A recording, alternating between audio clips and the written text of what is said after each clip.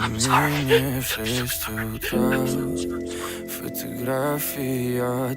Tragedy. When will people wake up and realize that everywhere Spider-Man goes, chaos and calamity ensues?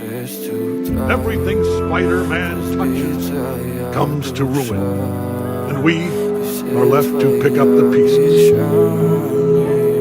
I don't care anymore. I'm done. My Uncle Ben was killed. It was my fault. I lost Gwen.